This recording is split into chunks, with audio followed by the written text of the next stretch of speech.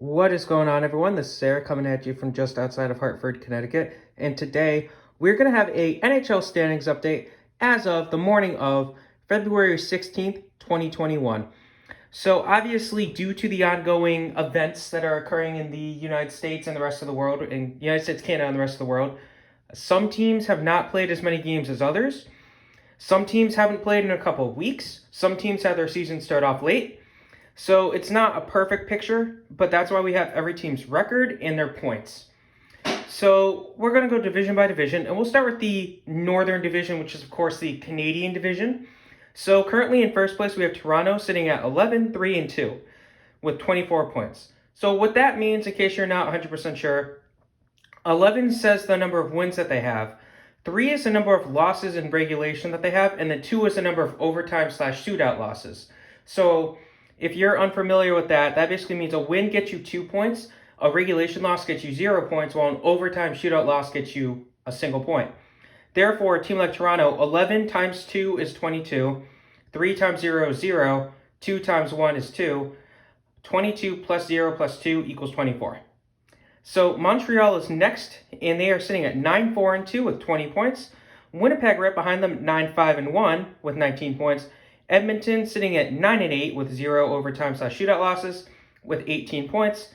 Calgary 8-6-1 with 17.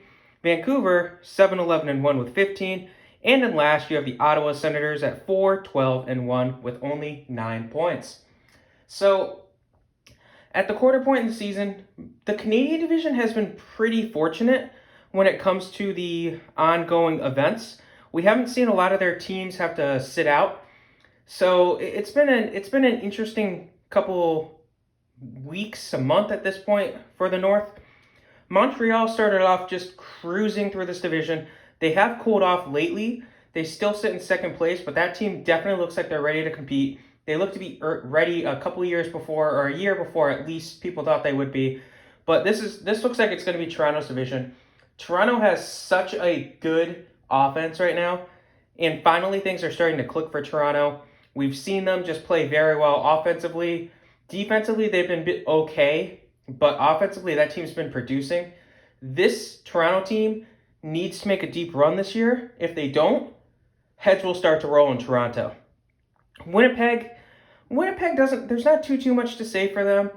See, the big thing with Winnipeg is they did give up, of course, Patrick Laine, and in return, they got Pierre-Luc Dubois, and Pierre-Luc Dubois just got hurt not too long ago. We don't know how long he's going to be out for. Obviously, if you're a Winnipeg fan, that really stings, but we'll have to see what happens. This team is remaining competitive, though. Edmonton, the McDavid-Draisaitl show, is really showing up. You know, they're sitting at 9-8. They could be doing better. They could be doing worse. Obviously, if you can outscore that first line in Edmonton, you're going to win the game. Hands down. Edmonton just doesn't have the abilities. They have been showing up lately, but Edmonton has a lot of holes they got to fix. Then you got Calgary, and Calgary's been having a solid season, a little better than expected. They right now would be on the outside of the playoffs for the start. So remember, the top 4 teams in the division would make the hypothetical playoffs. Calgary has to figure out some things, but Johnny Gaudreau's been showing up lately, so they're kind of trending up. Vancouver sitting at 7-11-1. Vancouver just, oh boy, they started off the season pretty rough. They have slightly rebounded, but they still have a lot of problems. They still have a lot to fix. They're still in the race here in the North, but barely. The season's still young. Ottawa was considered a sleeper by some, including myself, for a playoff spot, and Ottawa has looked nothing like a contender whatsoever. Ottawa has just not looked good. The Kachuk just hasn't had a good season. Matt Murray, in particular, has been a gigantic disappointment. They traded, I believe it was a third-round pick to Pittsburgh for him. It did not work. It has not looked good. They need him to turn around. They need him to right the ship. They need him to get his stuff together. He needs to get everything together. He needs to figure out what he's doing, because if he doesn't, there's going to be a problem. So next, we're going to look at the East. And the East has been a division that's been hit by the ongoing events of the current calendar year. So Boston sits in first with a 10-2-2 record, 22 points. Philadelphia right behind them at 8-3-2 with 18 points. The Islanders sit behind them now with a 7-4-3 record, 17 points. Washington behind them with a 6-4-3 record for 15. Pittsburgh is 7-5-1 with 15 points as well. The Rangers sit with a 4-6-3 record, or 11 points. The Devils are sitting at 4-3-2 with 10 points, and the Sabres 4-5-2 with 10 points. So it's been interesting these past couple weeks. So Boston is looking very good. They're up there. They're competing with the best. They're winning arguably the best division in the league, and they're doing it with a commanding fashion. They've looked very good. And keep in mind, this team did not have Pastrnak, their best player, for the first couple weeks of the season. They're sitting pretty, and they look like they're going to cruise into the playoffs. The defense has been a pleasant surprise this year. The real question is, can they keep it up? Probably, but probably not. Expect some regression on defense, but the offense should continue to be dominant. Philadelphia, so they're the first team that we're going to talk about that has been affected by the current ongoing pandemic. So a week ago, they had a few players test positive for the pandemic. So they haven't played since beating Washington in a bit of a, I don't want to call it defensive battle sarcastically, but a defensive battle. I think it was 7-4 was the final score. Philadelphia's offense is there. The defense is behind. It's going to come down to which players are healthy. If the team's going to be able to return to action, they're scheduled to return in 2 days this upcoming Thursday. Time will tell if that happens. You have to hope so, but time will tell. Carter Hart's been a bit of a disappointment, though. It's just the team is so dominant that they're able to kind of cover it, but Carter Hart needs to figure out what's going on. The Islanders have really righted the ship. They started off the season rough, and they ended up playing a couple of really good games. Recently, they've been playing a couple more okay opponents in the East, and they've been able to capitalize on it. They really started to right the ship when they played the Flyers. They ended up having a pair of overtime losses against the Flyers, but we'll have to see how things go with the Islanders. They're definitely trending up right now. Matthew Barzal has really been having a good stretch. I think he has 8 games in a row where he has a point. So if he can keep it going, the Islanders are going to be in a good position. Washington's doing decent. They also had problems with the pandemic. They had a few key players, including, of course, Ovechkin, miss a chunk of time due to that. Kuznetsov, same thing. So we'll have to see if they can get it together, if they can keep rolling. There's definitely a good chance for Washington. They can definitely make a run, especially since Pittsburgh, the team right behind them in the standings, has been struggling. So Pittsburgh, 7-5-1 looks pretty good, but if you look behind the scenes, they're not doing that good. This team is struggling to hold leads. The goaltending has not looked very good. If Pittsburgh has a 3-0 lead, don't be shocked if they end up going into overtime or losing regulation. This team is just, the offense is there, but it's very streaky. They'll get goals in spurts, and then they'll just disappear. Of course, they still have Crosby, they still have Malkin, they still have other key players. The only injury of note on that team that I can think of at this moment is their defenseman there, Chris Letang. He's been day-to-day for a while now, but I still wouldn't be calling that a reason for concern. Pittsburgh is on the outside right now if the playoffs were to start, and with the way they've been playing, they belong on the outside. Next, we have the Rangers with a 4-6-3 record. The Rangers have a lot of problems, and the defense has been showing decent spurts of good games, as has the goaltending. The offense, though, that was supposed to be the strength of this team, and it hasn't been that good. If I'm a Rangers fan, you got to be disappointed with some of those guys. There's just Mika Zibanejad has not been doing good. Don't panic about Lafreniere. He's still very young. Throwing him on a top line early on when he's 18, 19 years old is a bit of a risk. He can do it. He's still got a bright future. Just don't freak out about him yet. Rangers, you're probably not going to make the playoffs this year. New Jersey sitting behind them. I'm going to group New Jersey and Buffalo together here. So Buffalo has played a couple more games. New Jersey has dealt with the pandemic as well. They've missed a lot of games lately. Buffalo has as well. They're both hopefully going to be returning to action pretty soon. Buffalo actually just did return to action. I apologize for that. But it's really going to come down to which of these young teams can do better against the veterans in the East. Not necessarily, I wouldn't want to be a fan of either team right now. New Jersey did pull off a stunning victory earlier in the season against Boston, though, so they have that. And Buffalo destroyed Philadelphia early in the season. So they each got a big win against a surprising opponent. Next, we're going to do the Central. In the Central Division, Tampa Bay leads it with a 10-3-1 record, good for 21 points. Florida right behind them, 9-2-2, good for 20. Carolina hanging in there with a 10-3 record, good for 20 points. Chicago has an 8-5-4 record, good for 20 points. Columbus, 7-6-4 for 18. Dallas, 5-3-4 for 14. Nashville, 6-9 for 12. And Detroit, 4-10-3 for 11.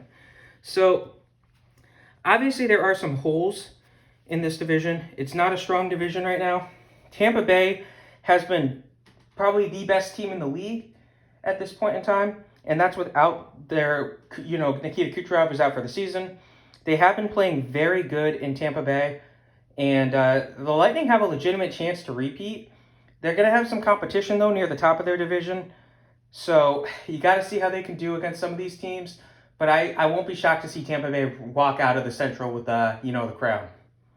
Florida's been a surprising team. Florida was expected to do good, but I wasn't expecting them to be 9-2-2 at this stage in the game. They definitely have a bright future, and they've got some talented players. So offensively, they're looking good. Defensively, they're looking okay. But Bobrovsky, oh boy. The problem with this team right now, it's a problem in a positive. You'll see they're in a lot of shootouts. So it'll be like you have the final score be something along the lines of 6-5, and then a 5-3 victory, and then a 6-2 loss. The defense isn't there. If the offense starts to struggle, Florida's gonna fall down. Carolina was one of the first teams affected by the pandemic. They had a lot of their key players go down, and they've been on a roar since they returned. They've looked pretty good offensively. This team is clicking. And that's without Teuvo Teravainen, but a lot of other players, Teuvo hasn't been playing well, I should say. A lot of other players on this team are playing over their heads, so they will have some regression, but Teravainen should snap back into it soon. Fingers crossed if you're a Hurricanes fan. I am not. Chicago's only high up here because a lot of teams in this division have missed a lot of games. Chicago has not. They seem to not play teams when they have to take some time off. Chicago, there's some potential if you're a Blackhawks fan, but it's still not the season for you guys, I don't think. Maybe you can have a solid run, but I don't really think they're going to be able to. If they make the playoffs, it's a pleasant surprise. Columbus sitting behind them. Columbus is right about where you thought they'd be. Of course, Patrick Laine getting him, other than having to bench him for a third period in the game, Patrick Laine has looked amazing. He got his first career fight for you guys. He's got a lot of goals. He's just looked like a great pickup if you can stomach the character concerns, which right now, Torts is doing a good job keeping under control. He did have to bench him for the third period in the game, but Dallas has been interesting. So Dallas started off the season on a roar. I believe they started 4-0-0, but since then, they've regressed. If they did start 4-0-0, since then they're 1-3-4. They also had to deal with the pandemic before the season started. They missed the start of the season. They were the first team to deal with it. That makes you wonder, are they really bad or are they good? We don't know. You're probably going to see them improve a bit. They should be able to jump Columbus and Chicago soon. Nashville's playing about how you expected them to. Not that great, but they're not bad. They don't need to rebuild yet, but they are getting there. And Detroit, well, thanks for playing Detroit. Detroit is definitely playing. They're showing up. They're playing their games. They're playing a physical game, but they're just not good enough. They can't compete with the heavyweights. There's no way they're going to compete with teams like Tampa, Florida, Carolina, even Dallas. They split a series, I should say, with Nashville most recently. That's more indicative that Nashville's been struggling. Lastly, we go to the West, and the West is dominated right now by the Vegas Golden Knights, who sit at 10-2-1. St. Louis behind them at 9-5-2. Arizona 7-6-2. Colorado 7-4-1. Anaheim 6-7-3. San Jose 6-7-1. Minnesota 6-5-0. And Los Angeles in last with a 4-6-3 record. So Vegas has just looked very good. Marc-Andre Fleury is proving that this is his team. This is his net. Don't take it away from him.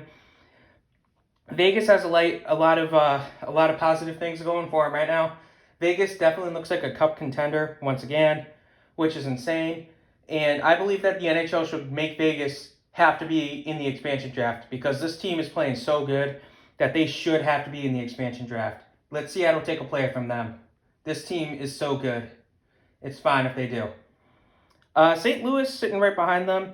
St. Louis hasn't been playing that good. Keep in mind, Tarasenko is yet to suit up for them this season. But the Blues should be doing a little better than they are. They should be ahead of Vegas since they haven't missed any games. They haven't missed many games, if any at all, due to the ongoing events. But we'll have to see if St. Louis can right the ship. Bennington's still showing up, but they still have some holes, particularly on defense.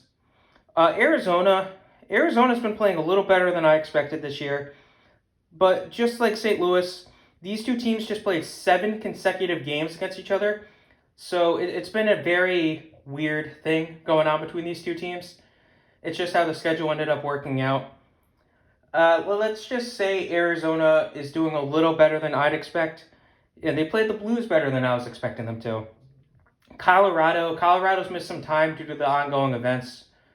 I don't think anybody on their team really had it, but it was more other teams that they were scheduled to play had to deal with it. So Colorado is going to do better. They're going to start playing a little better soon, I'd hope. We'll have to see with Colorado. Anaheim's tied with Colorado when it comes to points, but in reality, they played a lot more games than Colorado has. They played 4 additional games. So Colorado is definitely a superior team. Anaheim's looking decent, though. We are seeing some players stand out, including Max Comtos. So Anaheim has a decent future.